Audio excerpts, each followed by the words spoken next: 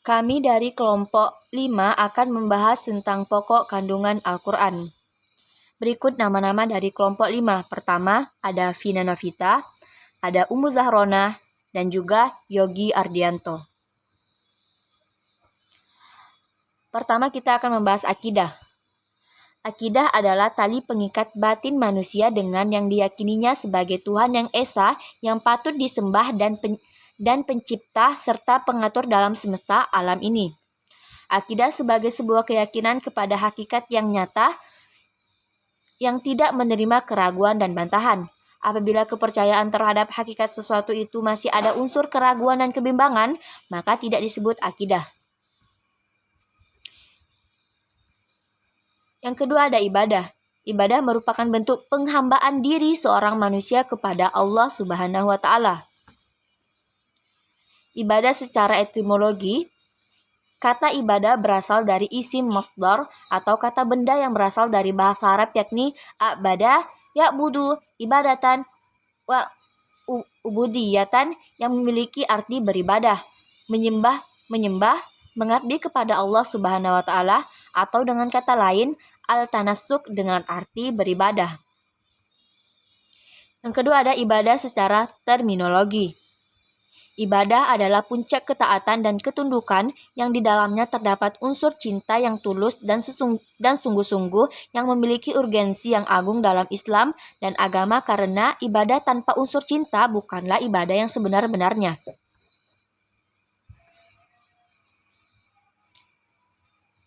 Pokok-pokok ibadah. Pertama, hanya menyembah kepada Allah semata. Yang kedua, ibadah dilaksanakan tanpa perantara. Yang ketiga, ibadah harus dilaksanakan dengan ikhlas karena Allah. Yang keempat, ibadah harus sesuai dengan tuntunan Nabi Muhammad SAW. Dan yang kelima, ibadah yang dilaksanakan harus seimbang antara unsur jasmani dan rohani. Yang terakhir ada ibadah mudah dan meringankan. Muamalah.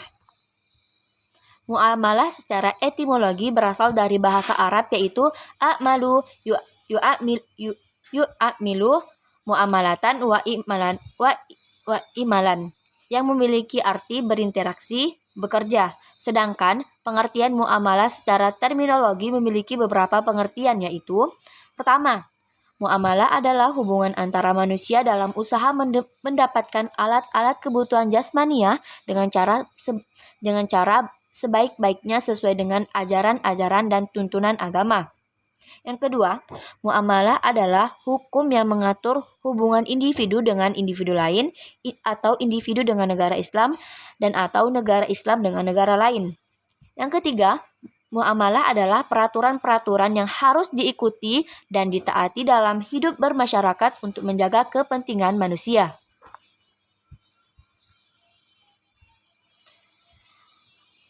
Tata cara hubungan antara sesama manusia. Pertama, berbakti kepada kedua orang tua, hormat kepada guru, berbuat baik terhadap saudara dan famili, mencintai saudara dan famili kita, dan juga berbuat baik terhadap tetangga, serta penghormatan kepada tamu. Kemudian ada akhlak.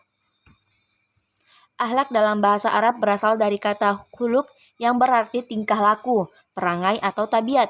Secara terminologi, akhlak adalah tingkah laku seseorang yang didorong oleh sesuatu keinginan secara mendasar untuk melakukan suatu perbuatan.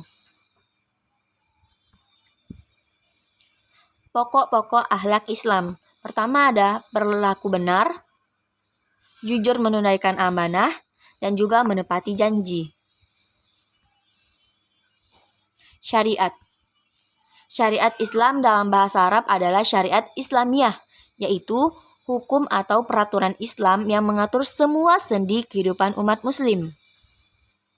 Pokok-pokok hukum Islam terbagi menjadi 3, yaitu ada Al-Quran, sunnah atau hadis, dan juga ijtihad. Kemudian ada dasar-dasar ilmu pengetahuan.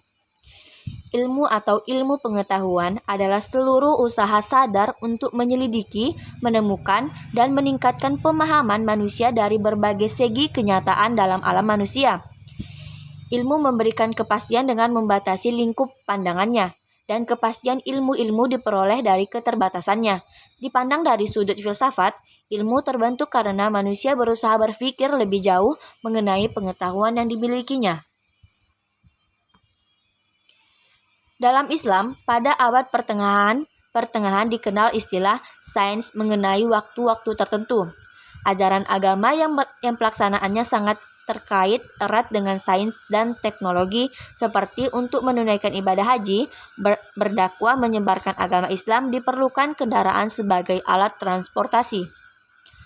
Al-Quran sejak 14 abad yang silam telah memberikan isyarat secara ilmiah kepada bangsa jin dan manusia bahwasannya mereka telah dipersilahkan oleh Allah untuk menjelajah di angkasa luar asalkan saja mereka punya kemampuan dan kekuatan atau sultan. Yang terakhir ada sejarah para nabi dan umat terdahulu. Pertama, ditinjau dari sisi pelaku makna, Al-Qatan membagi kisah-kisah Al-Quran dalam 3 bagian, yaitu kisah para nabi terdahulu. Bagian ini menyangkut ajakan para nabi kepada kaumnya, mukjizat-mukjizat dari Allah yang memperkuat dakwah mereka, dan juga lain-lain sebagainya.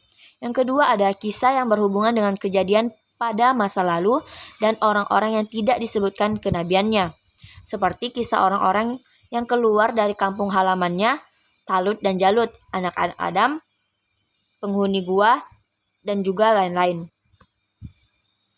Yang terakhir ada kisah-kisah yang terjadi pada masa Rasulullah, misalnya kisah perang Badar dan Uhud dalam surah Al-Imran, dan juga kisah-kisah lain Nabi. Dilihat dari segi panjang pendeknya, kisah Al-Quran dapat dikelompokkan menjadi 3 macam. Pertama, kisah panjang. Contohnya, kisah Nabi Yusuf yang terdapat dalam surah Yusuf yang hampir seluruh ayatnya mengungkap kehidupan Nabi Yusuf sejak masa kanak-kanaknya sampai dewasa dan memiliki kekuasaan. Yang kedua, ada kisah yang lebih pendek dari bagian pertama tadi, seperti kisah Maryam dalam surah Maryam, kisah Ashab Al-Kahfi pada surah Al-Kahfi yang terdiri atas 10 atau beberapa belas ayat. Yang terakhir ada kisah pendek, yaitu kisah yang jumlahnya kurang dari 10 ayat.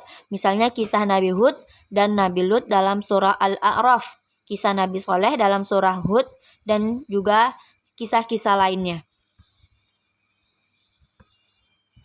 Sekian, terima kasih.